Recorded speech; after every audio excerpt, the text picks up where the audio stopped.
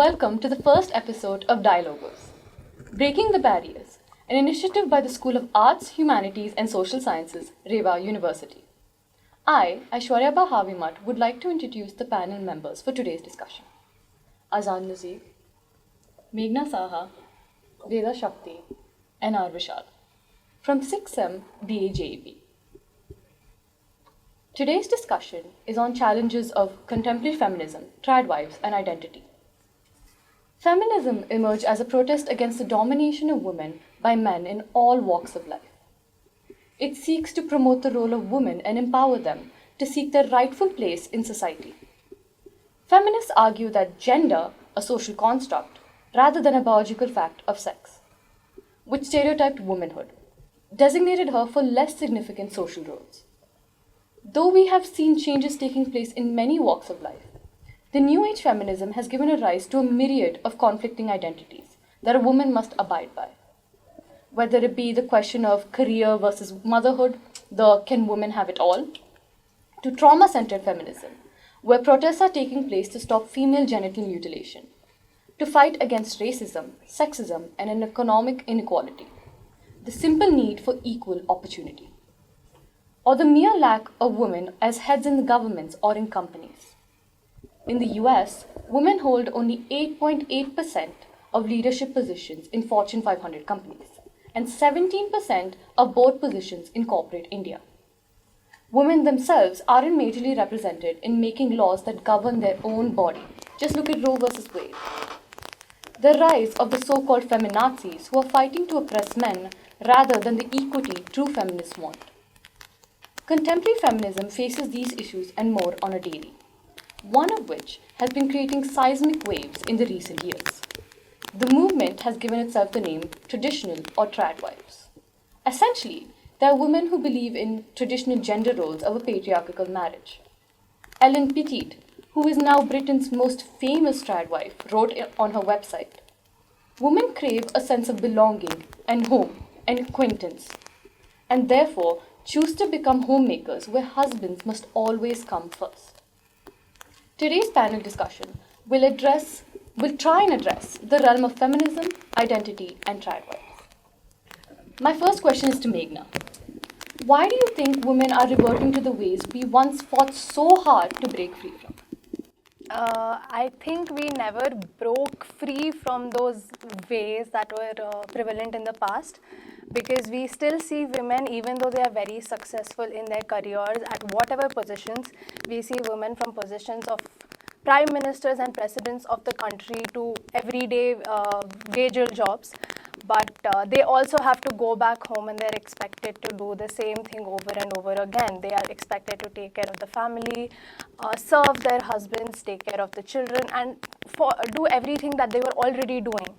So I don't think we are going back to it. We never actually broke free from them. That's my opinion. A lot of homemakers, the ones who chose to stay at home and grow a family, are considered oppressed and anti-feminist. Do you believe that they are tradwives? Okay, so the thing is, right, although Tradwifery was already there, it became popular only around 2010. So now it's been a decade and it has, diversified a lot.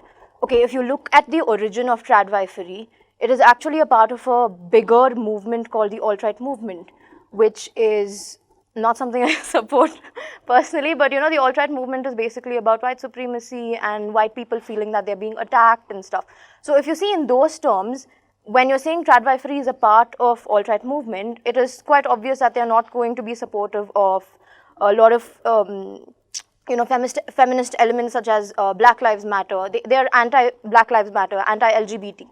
So in those terms, if you see, I would not say that Tradwifery is feminist, but then again, there are a lot of tradwives who do not associate with this. I think Azad would, be able to talk a lot more about that. And to these tradwives, and one more thing is, not all homemakers are tradwives, because with tradwives, the thing is, they claim that they have made this choice on their own, but not all homemakers make this choice, right? And another thing that you asked is, are these people, they're considered to be oppressed and are they anti-feminist?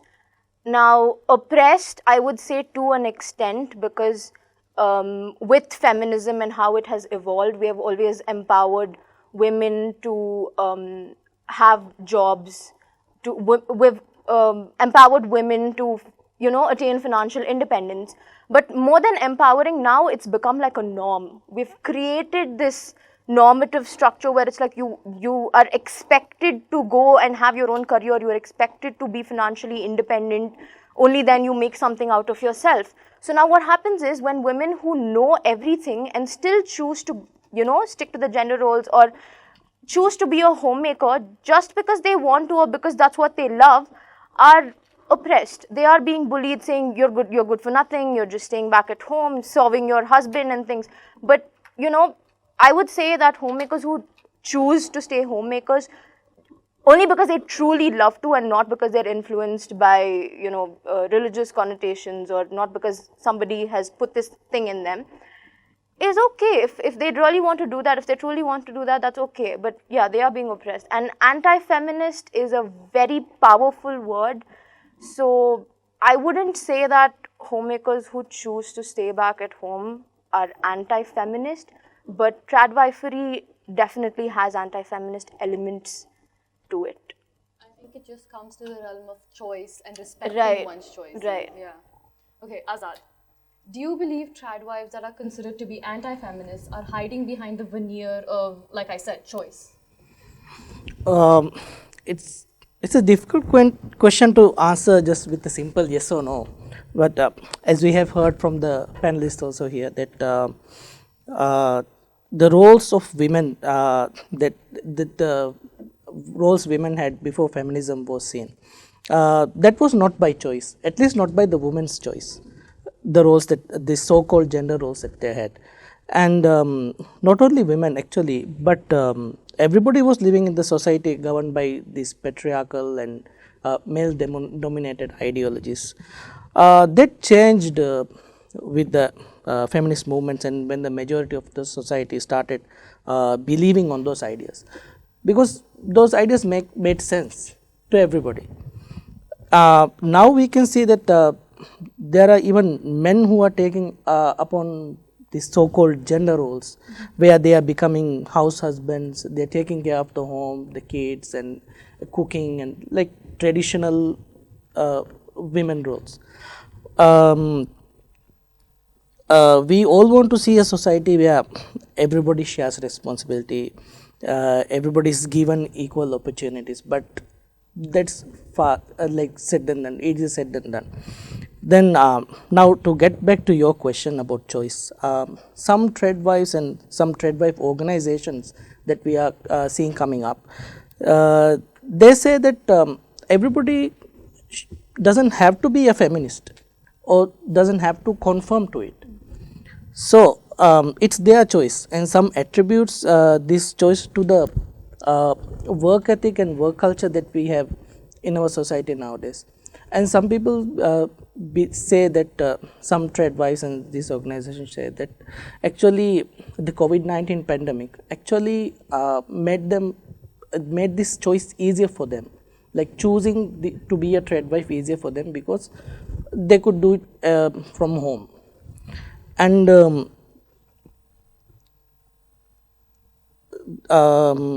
and we have to realize that the feministic movement and ideology also started with the choice. The choice of individuals who didn't want to be oppressed. They didn't want to, they wanted to enhance the social construct to a system where everybody was given equal opportunity. So, and as Meghna and Veda also rightfully pointed out, there are some tradwives who are trying to hide behind the veneer of choice, but in order to bring some social norms where gender roles are segregated and confined to a particular gender. I agree. I think the thing about choice is, like Veda said, there's so many tradwives who are against, Black lives and are against LGBTQ, and those people are the ones I think we're trying to address here, not the ones who make the choice of stepping back and saying, maybe I do want to be a mother and everything. Yes, Veda. Yeah, I wanted to add on to what Azad said. He said that not everybody wants to be a feminist, and I think that has a lot to do with the wrong notions we have about feminism. It's, you know, the wrong ideologies that, like I said, feminism has evolved a lot. There is the extreme side of feminism which can get ugly, right? But I think I would a little bit disagree with that. I personally believe that everybody needs to be a feminist. I think this extreme side of feminism that turns ugly that we talk about is because there is no definition for feminism, and we do not understand where we are going wrong, if we are going wrong at some point. So these extreme levels of feminism where they're like, you know, you should be better than men. That is a flawed concept because you don't have to be better than anybody. You're just trying to attain your own rights. So you need to be on par with them, for which you have to work hard, but you're not fighting against anybody here. That is what everybody needs to understand. It makes us no better than the reason we're fighting in the first Exactly. place. Yes. At the same time, I think we should also stop, we're saying, trad husbands or whatever, you said husbands taking up the roles of womanhood and all. I think these roles should not be gendered any sense, Yeah, that's exactly what I'm saying. We shouldn't say a man's doing a woman's job and appreciate him for it. I mean, it's a good thing that he's doing it, but it shouldn't just be because he's taking up a woman's role. I would like to add up to that. I mean, we have all watched the movie called The Intern. Mm-hmm. So in that, when Anne Hathaway goes out to work and her husband stays home, he is appreciated a lot that, oh my God, you are a house husband. But nobody's appreciating Anne Hathaway about how well she is doing in life in the corporate sector. Yeah. So I think that is where these roles that, oh my God, you're not taking care of your kid even though you're a woman, that thing has to be, it has to vanish, it has to disappear. For sure.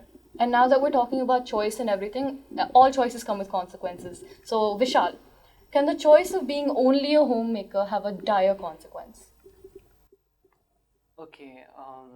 Okay, that's a difficult question to answer. But if I make a pretty good attempt, the thing is, from what we are viewing this issue is from a Western point of view. Okay, the traditional wife movement suits American societies much better. If I am going to look at this issue as a politician or as a social reformer, if I may, I don't think our Indian subcontinent is ready to be calling being a traditional wife a feminist, inherently feminist. Because see, ultimately we understand that if you're choosing to be somebody, okay, and you're supposed to be having that choice, and that choice, the right to have a choice, is very feminist in nature. But you must also understand that choice can we have also learned about manufacturing a consent. Choice can also be manufactured.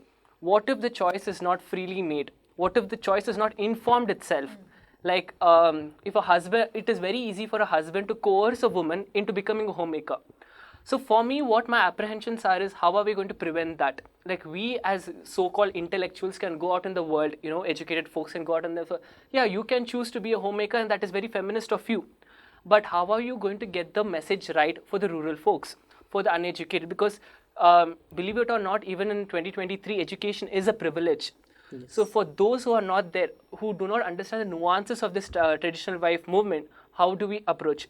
Secondly, we must also understand that traditional wife movement is not completely social. It is also psychological. As psychology students ourselves, we understand that not everyone has the psyche or the personality for every kind of profession. Some are enterprising in their innate nature, while some others are creative or they have a creative bent to mind. Some are innovators and some people are more oriented towards sports. Similarly, there might be some women who feel good about being at home, who don't want to venture out. And that should be all right. But what happens is, again, you see the gender roles itself were not an issue. Okay, cooking itself is not an issue. It's a life skill that everybody should learn. But when it comes to, sort of make this a mandate, like I as a woman should know how to cook, or you as a man should know how to load the dishwasher, that is where the issue comes. And for me, I really don't believe that we are at that point in history, or at that point in time on the timeline where we are ready to say that, being a homemaker is a feminist thing, because already that is a reality of many women. And what we must focus at this stage of Indian feminism is trying to bring out all the women who are being forced to be in those, kitchen spaces out of a choice. We saw this getting beautifully portrayed in the Indian kitchen as well. Because, for example, if I have to contextualize it in a different setting, imagine that when America desegregated the states and, slavery was abolished, at that time a black person could also say that it is my choice to be a cotton picker. But do you think at that time it is really beneficial for the black person to choose to be a cotton picker, even though the choice was there, and that is very feminist.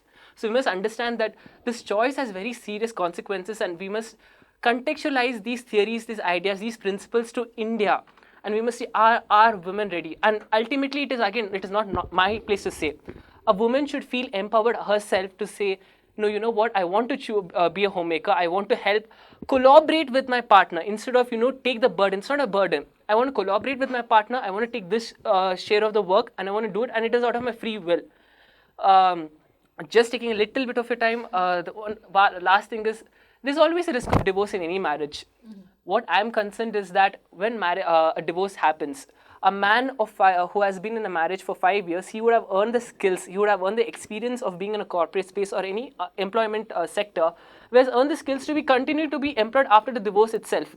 And social stigma is not very attached to a divorced man as strongly as it is attached to a divorced woman.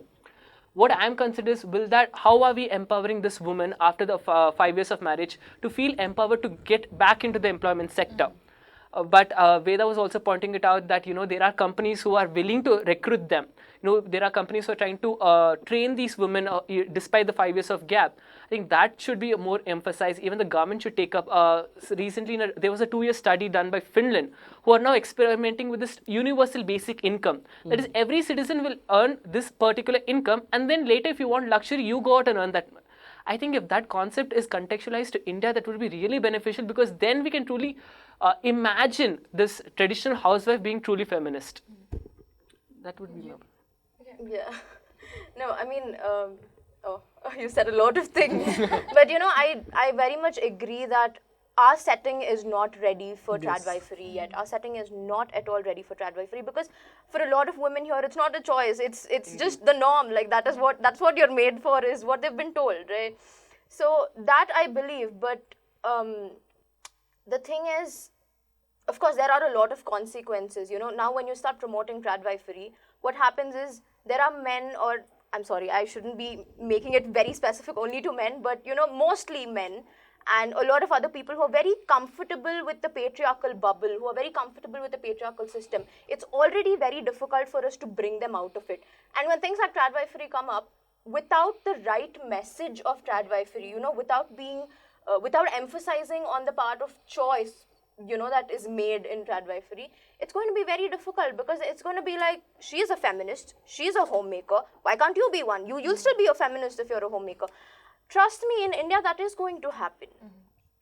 If I may add one point. No, but what Vishal said about the Finland, and it's not only in India. If you look at any third world country in the world, any third world country, it's the same thing. The Tradwives are the norm. So to change that, it will take a lot of time. But in most of the Western and European countries, they have already achieved a part in their social structure that it can be done. But as you said, that more information, then reaching the masses, that's very difficult in third world countries. So it might take some time. I think we have to treat feminism as a dynamic, thing, because where US and Britain, where Tradwife movement is going on right now, they have achieved a certain level of luxury, right? And they have education to most of the masses, right? And women, they're, like you said, the message should be clear, and that's when they make their choice. And of course, men will, if the message isn't clear, and men will side by it. I completely agree with that. But for people in India, like Vishal said, we can't bring in Tradwives movement now, simply because as a young girl, you are kind of raised to, this arranged marriage is such a big deal for us, right? And we're kind of grown to be like, you have to be like this, then you'll get a proper husband. Your goal is to get a proper husband. And education is only so that to a certain point we can get jobs, but then if our husband doesn't want it, we have to give it up. So I do completely agree with what Vishal said, but we also have to realize that maybe it's not right in India, but other countries who have achieved who have gone beyond what we have, maybe it is a movement that some women will take. Yes. And I think the issue with, countries that, a major reason why we cannot bring Tradwifery here yet is because of, how complementarianism is engraved in us. We believe that if there is, within a marriage, a woman has these roles and a man has these roles. And we've been told that this is what you're best at and this is what you should be doing. So with that, if you're going to say that me wanting to be a homemaker is a choice, they're going to be like, it's not a choice. It's what you should have been doing. More like you don't have any other skill. Exactly, That's why you're yeah. a homemaker. It's a very debatable thing over here. I mean, it's a debatable thing anywhere, but it's going to bring in a lot of crisis. Yes. Like societies like America or any other Western countries, they have the luxury Right. of calling this a traditional wife movement. Yes. But India and other so-called third world countries, for us, this is the reality. Yes. Right. And right now, our concern should be breaking these people away from these traditional norms and then bringing as many women as possible into the employable workforce. Give them all the skills you have. Teach them all the knowledge there is that we can dispense them. Make them be prepared for a techno world. Later, if that is truly their choice, and I don't know how do we achieve this, but there should be some mechanism that we can ensure that they are making an informed choice. Like, not to get political, but before you change your religion, there's many mechanisms people question, is it really your choice? But when a woman chooses to be a homemaker, nobody questions that. Most people are very happy that you're going to fit into that mold that we have created for you. Right now, our concern should be hammering those roles and making it an even path for both the genders, or more than, now we have like a diverse range of genders also. Like, so everyone to walk that path, and we must be focusing on empowering them, not try to push them or divert them towards a more traditional view of things. I think adding on to that, I would like to say that as he said, we have to battle. I don't know how to do it. I think the first thing we should do is stop thinking in binaries. It doesn't have to be this or that. It doesn't have to be a woman taking up a role in the house and a man just going out and winning the bread of the family. It can be both of them doing everything. And just because you are good at work, you cannot be a good mother. That is something that I don't agree with, because you can be good at multiple things. So I think we have to stop thinking in those lines first. But there we get, I'm sorry, but there we have this issue of when you're saying that a woman cannot be cannot be confined to one thing. Now she's expected to do two things. So that creates a double shift for her. Don't you think that's going to be more of a burden? I mean, I'm not saying that she should stick to one thing. I'm just saying that is going to, create this high standard where it's like, oh, if you can be good at both things, then just do both of them simultaneously. I think that's one of the reasons why women are choosing to become tradwives. I think there, like Vishal was saying, society has to come together and figure out ways to make that a comfortable shift. Not because we have, even though we don't want to talk in binaries, we have to in this time we are in now. And what you said about Finland, right? The government of India can't possibly do that right now. Finland has a small population, so they can afford to give income like this and then take care of the people. But India, I don't think right now we're in a place where we can do that. So rather than that, policies should be made and a community as a whole should come together and be like, if a woman is taking up work, how do we make it easier for her? How do we make her being a mother and this easier? That is why I think I define, although the dictionary definition is equality for feminism, I think I like to define feminism as equity. Yes. Because you cannot really blame people when they say, if you want equality, you should be able to do all these things, because they're not considering what are the other things, right? And as Vishal said, not to compare countries and all, but like the Western countries where the trade wife movement is like picking up speed, they have, as you said, they have the luxury of doing, because as they are promoting this and advocating for Tradwifery and Tradwives, on the other side of it, they have their own blogs, they have their following, they have ways of earning money. Even if their husband, as you said, they get in a divorce and the husband leaves, the women already have a stable income. But that we don't see in, not even in other countries where this cannot be, like the information is not enough, they haven't been informed enough. So they don't have, like, if something like that happens in a third world country, that the wife actually doesn't have anything to do. I think tradwives have to realize that there are still people who are fighting against female genital mutilation, who are fighting, like in India, it's still a big protest to be like, if a girl child is there and they identify in the womb itself, a lot of people do take abortions and stuff. So that is a fight we are still going through. Yes. And so they have to realize, like Vishal said, they have to realize that feminism is different for everyone. And these are the steps we need to take. And America has a sort of, it has a flaw. It tries to take its context and it generalizes to the entire world. It thinks, so we must not be committing that mistake. Also, to add on to what we were discussing about earlier, the consequences, because so I was watching, not to take any names, but I was watching this video recently of this, very popular Tradwife, and it was a reel, right? It's saying to all the women that come and tell me that I'm tired of climbing the corporate ladder, I'm tired of being out there in the world, I'm tired of this. So she's, she has this kind of tutorial or a video or like a program to bring them back to being a traditional wife. It is looked at like it's a rehabilitation. So these will be like serious consequences. And role strain is something that is extensively studied in gender studies, and about how this women have to play a role outside the world and inside the home as well. But often what I see is this blame is always put on the woman or the perceived incapability of the woman in not being able to serve both roles as a mother and as a worker at a corporate space. But I think it's not the woman who we are supposed to blame, it's a capitalist. Exactly. You are not making the Exactly. You are trying to exploit the woman as much as the man while she has multiple other roles to play.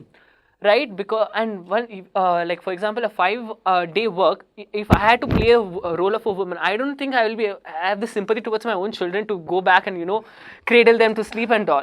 So you are putting that unbearable strain on the woman, and then you're going ahead with the audacity and blaming the woman itself that you are suffering a role strain because you're trying to have it all. Yes. You choose something. Theory for this glass ceiling effect.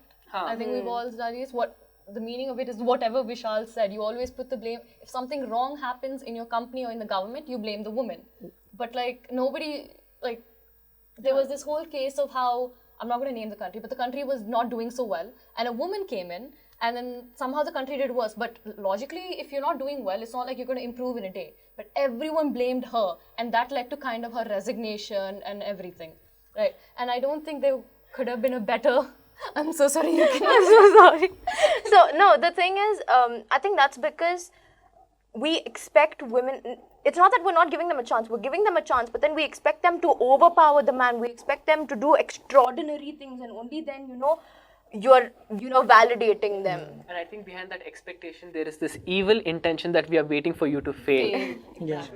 And then we can say that. Just expecting that, you will fall now. Yeah. Maybe one more task and you will fall. Everything is an anticipation, and especially in a capitalist world, that is what they want you to do. They want to somehow prove that women are not capable of holding the jobs as efficiently or as productively as we men can, and ultimately you can push them to the domestic spaces and then reclaim a man's world once again. And while holding jobs, they want us to be mothers, they want us to be good wives. And all that. But that is not the thinking of all men. That is not the thinking of all men. I would like to point that out. Definitely. But I think I use this analogy often when people say all men. If I give you a basket of 99 apples and I say one is poisonous and I shake up this basket, aren't you going to be scared of the entire basket? Right. So, keeping that in mind, I don't think traditional wife movement should be, sort of given a voice or special attention. Because we have our own challenges to overcome. That is on 100th level, we are still stuck at the 37th level of feminism. I think it's for the people who are on that 100th level. Maybe you can take it. Maybe you can take it. Given you're giving the right information out and you're not just abiding by the men who are like, I want my woman to be like this. Yeah. So I would have made a conclusion, but I don't think there could have been any better conclusion than the points we made in the very end. This was a very fruitful discussion to put into my apple analogy. But this was great. Even though we're ending in laughs and everything, and despite the deliberation and the discussions we've had so far, there remains a plethora of questions that are always unattended to. Who decides who's a true feminist? Is it necessary that a cat fight between the feminists and tradwives needs to take place? Can't there just be harmony? And can tradwives ever be the torchbearer in the new wave of feminism? With that, I would like to end this discussion. I would like to thank our teachers for giving us this opportunity to talk about, such a wonderful topic. And I would like to thank my fellow panel members. I couldn't have asked for a better group of people. Thank you guys so much.